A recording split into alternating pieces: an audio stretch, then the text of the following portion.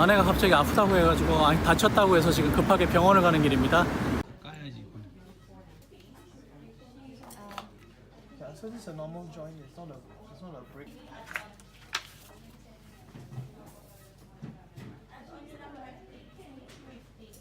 Listen.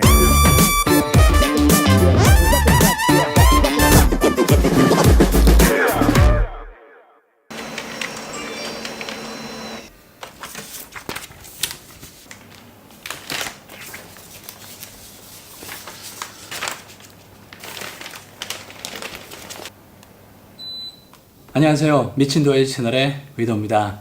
앞의 영상은 제 아내가 약 한 달 반쯤 전에 사고를 당해서 급하게 병원을 가게 되는 그런 상황이었었습니다. 지금은 뭐 웃으면서 얘기하지만 그 당시에는 많이 걱정을 했었습니다. 오늘은 이제 한국에서 해외로 여행을 갈 때 도움이 되는 팁과 함께 싱가포르의 병원 비용에 대해서 한번 얘기를 해볼까 합니다. 제 아내가 실제로 병원비 청구받은 것을 근거로 해서 한번 얘기를 해보려고 합니다. 여러분들은 해외여행을 준비하면서 어떤 거를 준비하시나요? 아마 대부분이 뭐 옷가지들, 그리고 가서 필요한 카메라들 이런 걸 챙기시죠? 하지만 그런 것과 더불어서 반드시 챙겨야 되실 게 비상약입니다. 개인이 먹는 약들은 반드시 챙기셔야 되는 거고, 간단한 소화제 및 그 다음에 해열제 같은 것들은 한국에서 가져오시는 게 아마 가장 좋을 것 같습니다. 두 번째로 반드시 여행자 보험을 드시는 겁니다. 뭐 나는 지금 몸이 건강해, 뭐 아무런 문제도 없어 이렇게 생각하실 수 있지만 한국에서도 물론이지만 해외 나가서 어떤 일이 생길지는 아무도 모르는 일입니다. 그래서 여행자 보험을 들어두시면은 해외에서 급하게 아플 때든지 다칠 경우에 크게 도움이 되니 꼭 들어두시는 게 좋다고 생각합니다. 실제 여행자 보험 비용이 그렇게 비싸지 않기 때문에 크게 무리가 되시지 않으면 여행자 보험을 꼭 들고 오시는 걸 추천드립니다. 그리고 세 번째로 비상약 가져오는 걸 까먹고 그리고 여행자 보험을 들지 못했다. 근데 싱가포르에 와서 아팠다 할 경우가 있죠. 열이 난다던가 갑자기 배가 아프다 이럴 경우에는 주변에 있는 가디언즈나 왓슨즈에 있는 약국에 가셔서 약을 사시는 걸 추천드립니다. 가디언즈나 왓슨즈에는 약사들이 있기 때문에 간단한 영어로 약사에게 얘기해주면 약사들이 추천해주는 약이 있습니다. 그걸 구매해서 드시면 좋습니다. 실제로 제 지인이 싱가포르에 오기 바로 직전에 약간 체한 건지 아니면 배탈이 난 건지 굉장히 몸이 안 좋은 상태로 왔었습니다. 소화제와 약을 가지고 왔었는데 아무것도 듣지 않는다고 했었습니다. 그래서 가디언즈에 가서 약사에게 문의해서 알약으로 된 소화제를 하나 처방받아서 가져갔는데 그거 먹자마자 그냥 시원하게 내려갔던 기억이 있습니다. 물론 그런 데서 사는 약값은 보험이 적용되는 것이 아니니 약값이 좀 비쌉니다. 하지만 몸이 아픈 차로 다니는 것보다는 훨씬 나으니 가디언즈나 왓슨즈에 가서 약을 구매해서 드시기 바랍니다. 자, 그래도 안 낫는다. 그러면은 호텔에 문의해서 가까운 곳에 있는 일반 사람들이 가는 클리닉이 있습니다. 한국으로 생각하면 가정의학과라 생각하시면 됩니다. 그런 곳을 찾아서 가시면 됩니다. 근데 이런 작은 질환이 아니라 정말 크게 아플 경우가 있죠. 그럴 경우는 어쩔 수 없이 큰 병원, 호스피털을 찾아가셔야 됩니다. 호스피털은 당연히 굉장히 비쌉니다. 생각하시는 것보다 훨씬 비싸다고 알고 계시면 됩니다. 자, 이렇게 싱가포르에 와서 아플 때에 대해서 말씀을 드렸습니다. 그럼 지금부터 싱가포르 병원비에 대해서 한번 말씀을 드려보겠습니다. 싱가포르 병원비는 일반 여기 사는 사람들과 그리고 여행자들과는 약간 값이 차이가 있다고 알고 있는데 정확하게 제가 여행자로 와서 병원을 가본 적이 없기 때문에 그 차이가 얼마인지는 정확하게 모르겠습니다. 하지만 보통 저희가 클리닉, 그러니까 일반 가정의학과 가면은 기본 가서 의사 소견을 듣는데 35불 정도가 듭니다. 그리고 거기에 약값을 추가하면은 보통 한 100불 정도 나온다고 생각하시면 되죠. 한국에서 의료보험 체계를 받다가 굉장히 비싸다는 느낌을 그때 처음으로 받습니다. 이렇게 가정의학과에서 치료를 받다가 안 되면은 스페셜리스트로 추천을 받아서 넘어갑니다. 물론 다이렉트로 스페셜리스트에 가서 예약을 하고 잡아도 되지만 이 단계를 거치는 게 좋고 싱가포르에 있는 회사에서 하는 의료보험이든지 아니면 개인 의료보험이든지 이 단계를 거쳐야지 의료보험 혜택을 받을 수 있는 경우가 많습니다. 자, 그럼 이제 제 아내가 이번에 병원 진료를 받았던 얘기를 한번 드려보겠습니다.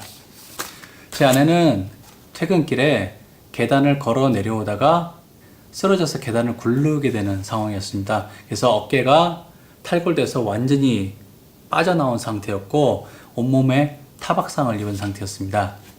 첫 영상에 제가 부랴부랴 응급실로 달려가는 모습이었는데 마침 가까운 곳에 싱가포르에서도 좀 좋다는 병원인 마운틴 엘리자베스 병원이 있어서 그곳 응급실로 가서 진료를 받았습니다. 응급실에 한 것은 엑스레이를 한번 처음 가서 찍고 그 다음에 탈골된 어깨를 집어넣고 그 다음에 한 1시간 정도 있다가 다시 이 어깨를 엑스레이를 찍어서 확인하는 그 단계를 거쳤습니다.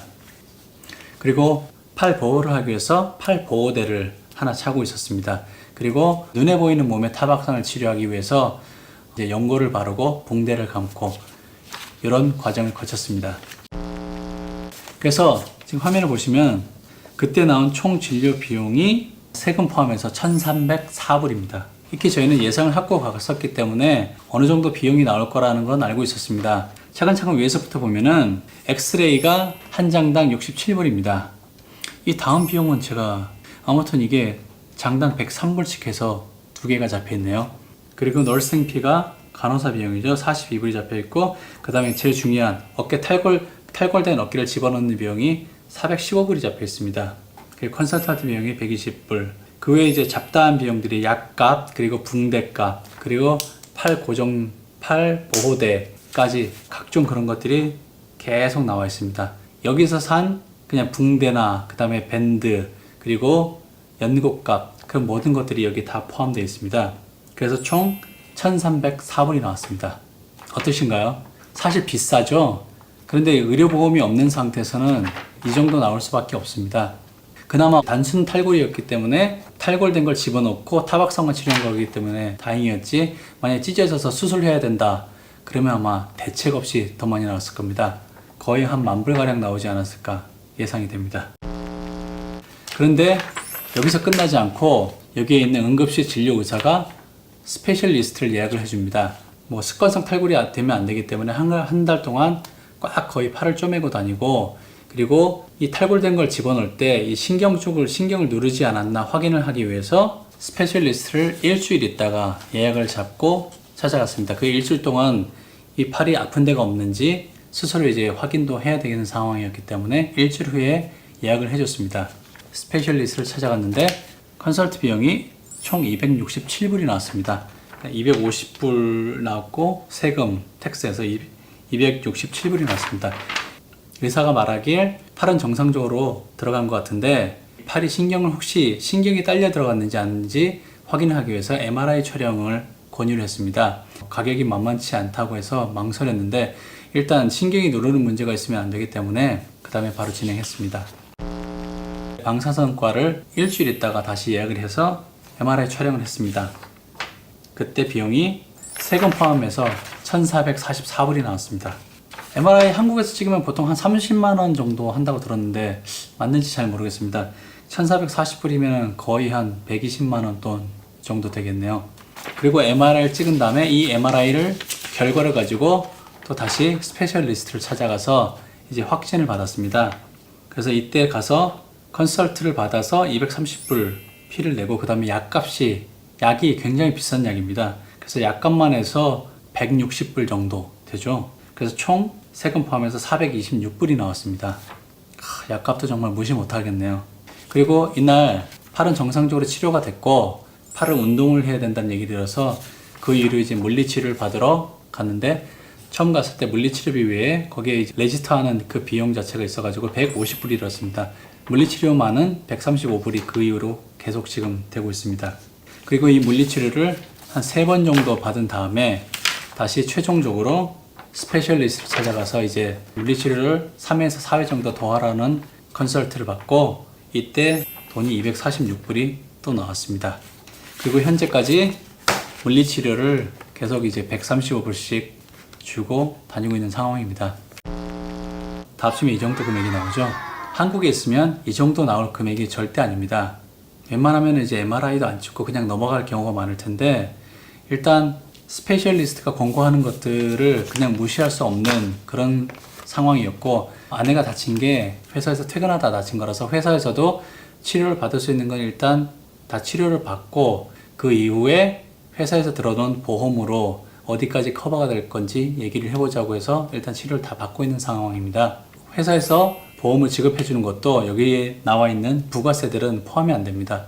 세금을 빼고 나머지 거에 대해서만 준다고 했고, 현재까지 초기 진료비는 받았는데 MRI 비용과 스페셜리스트 비용이 지금 아직 정산이 안 되고 있는 상태입니다. 만약에 의료보험이 없었다면은 큰 돈이 목돈으로 한 번에 나가야 되는 그런 상황이죠.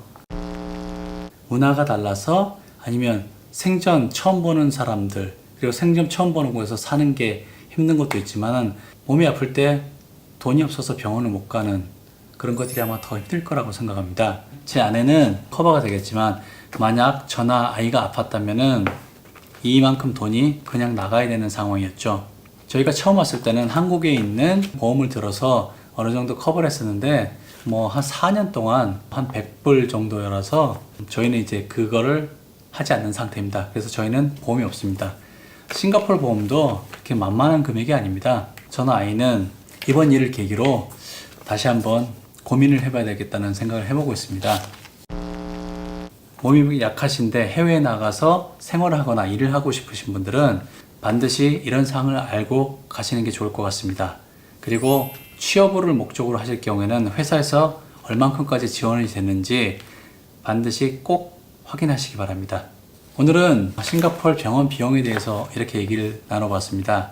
말을 하면서도 그때 아내가 다쳤던 기억, 그리고 병원비가 쌓여가는 거 보면서 한숨을 좀 쉬었던 기억이 있는데, 그래도 이제 건강하게 나아서 이제 관리만 잘하면 된다고 하니까 그래도 기분은 좋습니다. 오늘 제가 준비한 영상은 여기까지입니다. 혹시나 싱가포르를 고민하고 계신 분들에게 도움이 되길 바랍니다. 그럼 다음 시간에 더 좋은 영상으로 찾아뵙겠습니다. 감사합니다.